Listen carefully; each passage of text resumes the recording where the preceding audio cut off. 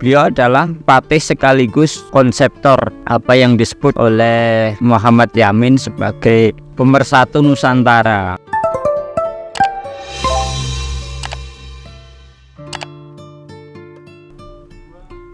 Assalamualaikum warahmatullahi wabarakatuh. Selamat malam sobat kalau mau aja.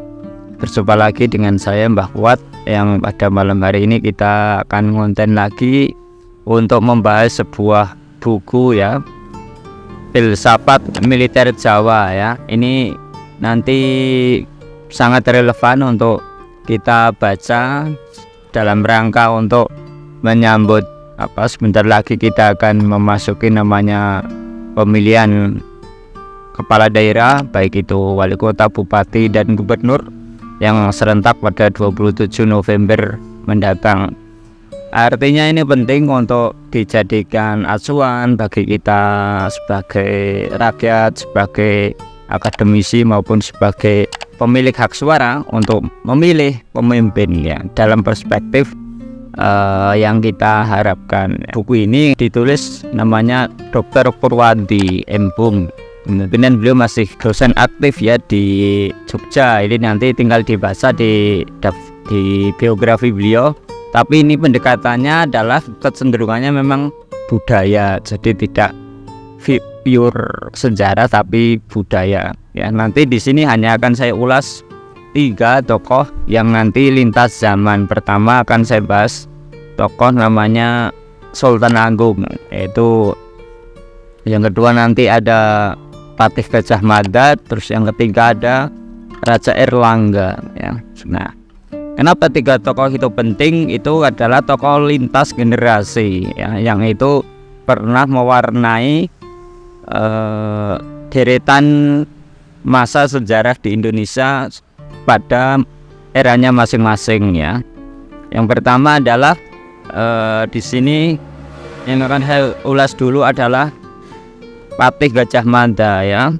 Patih Gajah Mada yang seperti teman-teman atau kita semua tahu, beliau memang adalah seorang inspiratif. Saking inspiratifnya beliau diabadikan sampai sekarang menjadi nama kampus di Jogja ini. Yang kedua, beliau adalah patih sekaligus konseptor apa yang disebut oleh Muhammad Yamin sebagai pemersatu Nusantara ya. Jadi Nusantara itu salah satunya dicanangkan oleh Patih Gajah Mada ini, yang itu beliau dari awal karir politiknya itu berjenjang dari pasukan pengawal. Jadi dulu Raja kedua Majapahit namanya Raja Jayanegara itu pernah dikudeta, yang menyebabkan Raja Jayanegara itu kabur ke wilayah Bedander.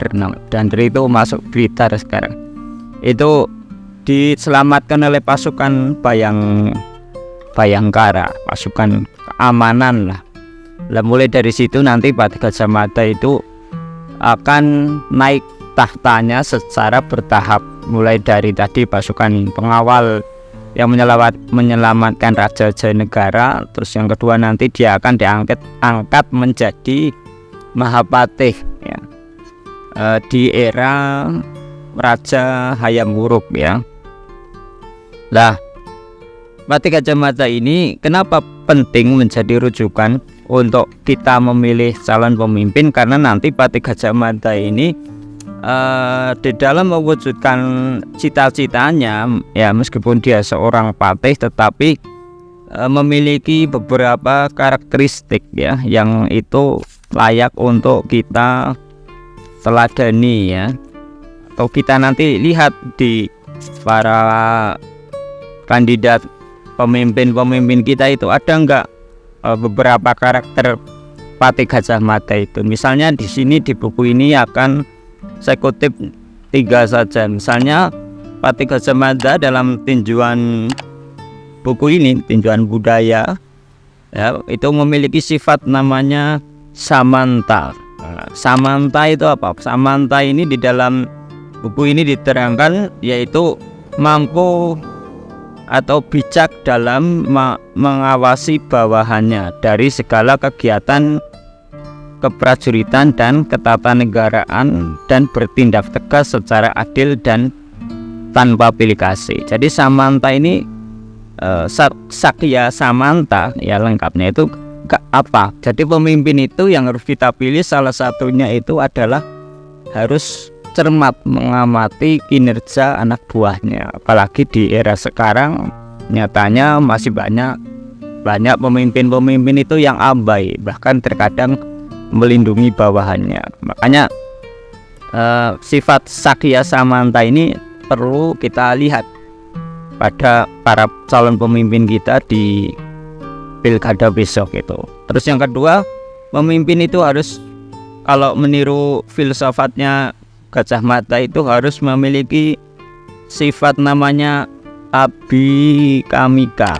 Abikamika itu apa? Pemimpin harus simpatik ya, berorientasi bahwa mengutamakan rakyat daripada kepentingan golongan. Nah, itu namanya sifat abikamika.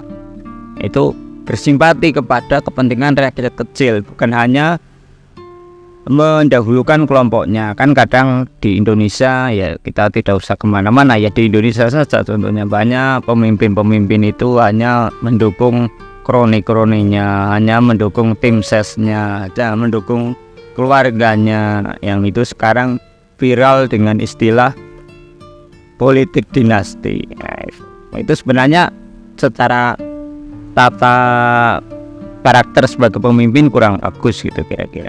Terus yang ketiga, yang penting dari sifat Pati Gajah Mada yang harus kita tiru jika kita ingin memilih pemimpin adalah sikap namanya prajna. Nah, pemimpin harus bersikap arif, bijaksana, dan menguasai berbagai ilmu pengetahuan, seni, agama, serta dapat dijadikan teladan bagi rakyat. Gampangnya taruh bahasa sekarang itu, pemimpin harus memiliki kecerdasan yang mumpuni ya, kecerdasan intelektual ya, emosionalnya maupun kecerdasan spiritual. Jadi tidak semata-mata intelek saja, tapi harus punya kecerdasan sosial dan kecerdasan spiritual sehingga nanti menjadi pemimpin yang mumpuni tadi gitu. Itu ya kira-kira dari karakter Gajah Mada. Besok kita lihat ada enggak calon-calon kita yang ya minimal mendekati, tidak 100% ya 70%, 50% begitu kira-kira.